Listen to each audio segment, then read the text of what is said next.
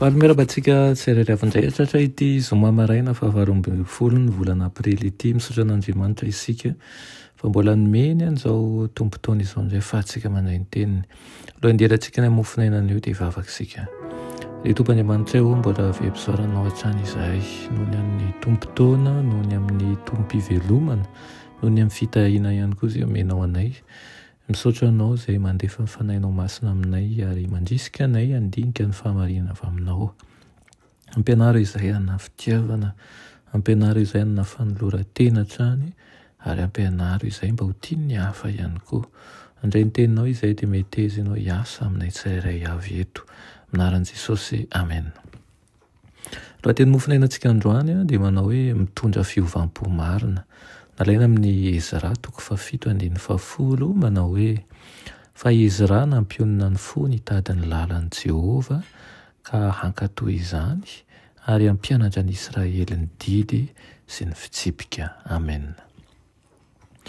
Tamin'ny mahataranaka azy no nazahoan'i Ezra ny fiofanana ho mpisorona. Nilozoka koa izay ny tena nandinika an'ireo bokin'ny mpanana ody sy ny mpanandro ary ny olon-kendry ny fanjakana izay ao anatin'izany Mediana, ao anatin'izany Persiana izy.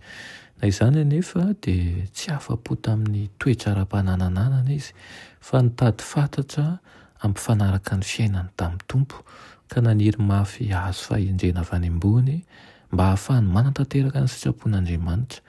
Koa dia nampionina ny fo nitady ny lalan'i Jehovah ka hankatohany izany izy. Nahatonga azy hianatra tsara ny tantara nivoaka an'Andriamanitra izany dia arak'izay voatantara ao amin'ny soratra izay navelan'ireo mpaminany sy mpanjaka.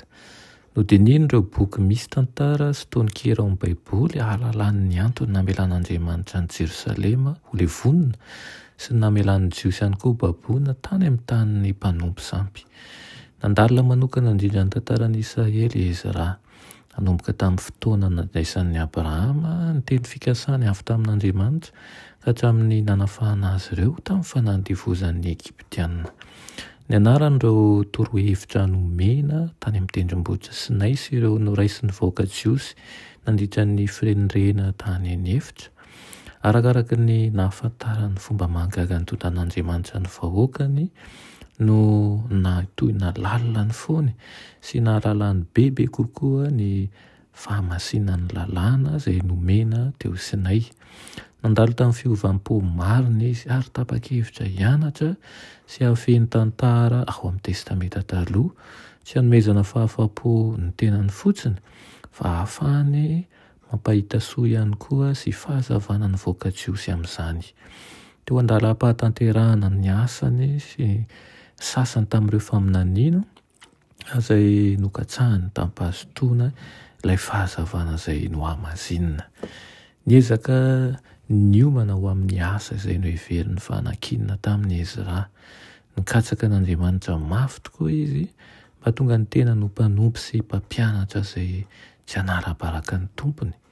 Hodiniana ary nodiniany tokoa ireo teny soratany izay momba ny adidin'ny vahoaka izay voafidin'Andriamanitra ary hita ny faneken'ny Israelita sy ny fanoloran-tenany hankatoy ny tenin'ny tompo ary ny fanoloran-tenan'Andriamanitra ho setrin'izany kosa fa ho tahiny tokoa izy ireo raha mankatohany izany.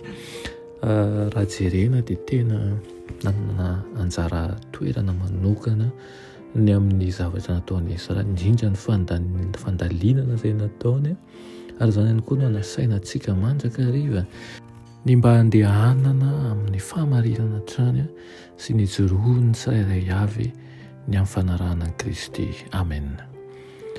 Ianay tsara indrindran-danitra mbola misaotra anao izahay no ny amin'izany teninao izany, mangataka aminao izahay mba ho fanao ary homenao zotom-po tahaka ny Ezra ny tsirairay avy eto, havita hanana fanoloran-tena sy fikatsahana ny fahamarinanao ary hanaraka an'izany sy hanao fampiarana amin'ny fiainana andavanandro.